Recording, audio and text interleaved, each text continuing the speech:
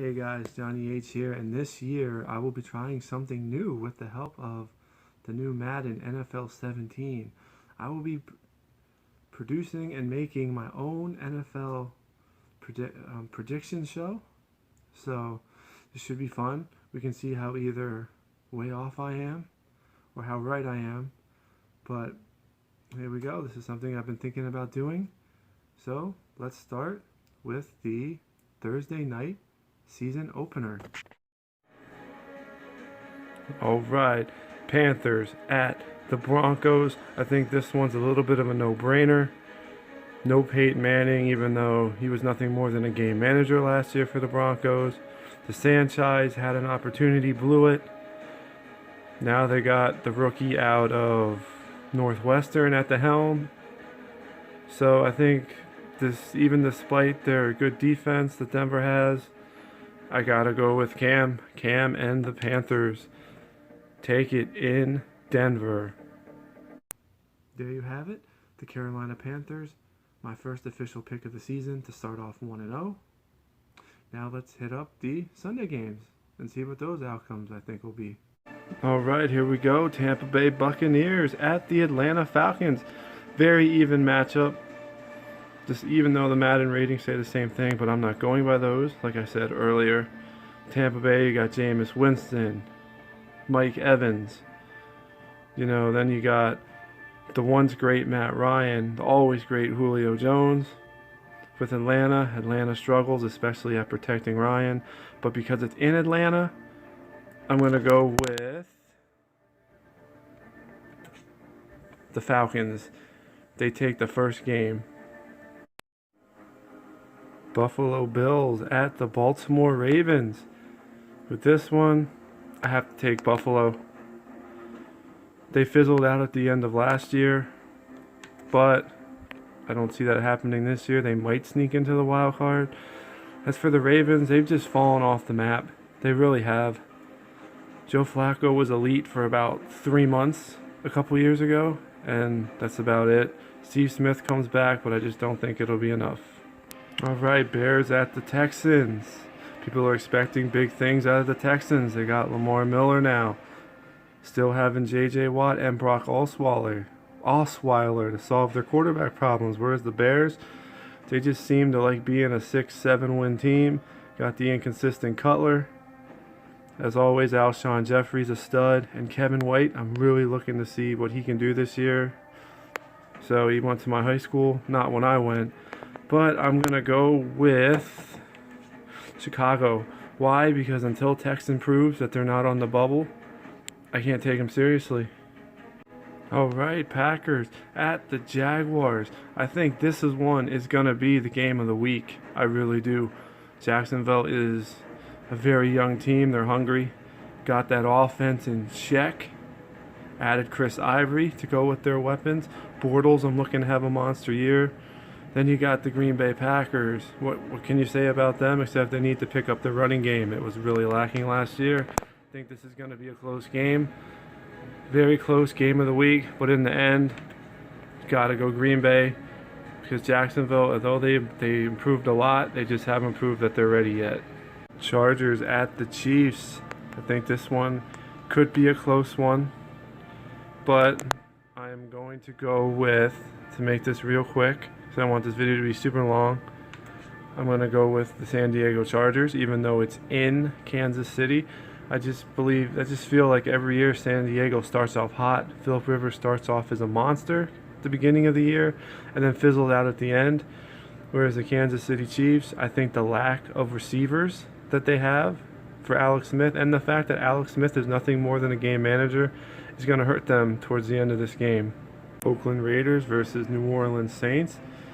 This was 3 years ago. I would say the Saints in a heartbeat, but the Saints are just not the team they used to be. They added Kobe Flanner to try to replace Jimmy Graham, but he struggled with that offense. Where the Raiders are on the verge, I think they're like the Jaguars. I think they're on the verge of catch fire. I really think the Raiders step up and win that division this year. It's a away game for them.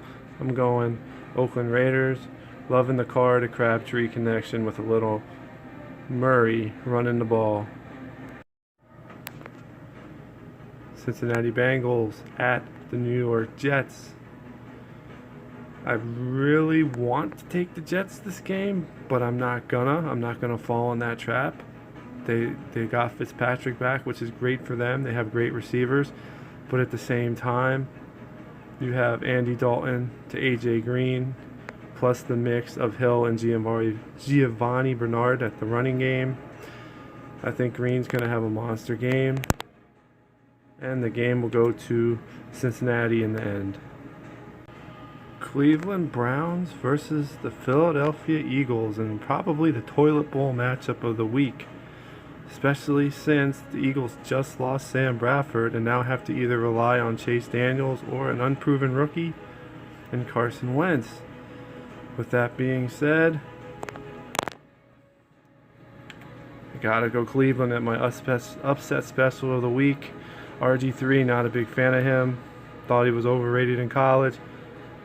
But Duke Johnson at running back, Terrell Pryor tore it up in the preseason. Not saying he's going to do it again. And then their rookie receiver, that looks really good. Got to go with Cleveland and Barnage as well. Minnesota Vikings versus the Tennessee Titans.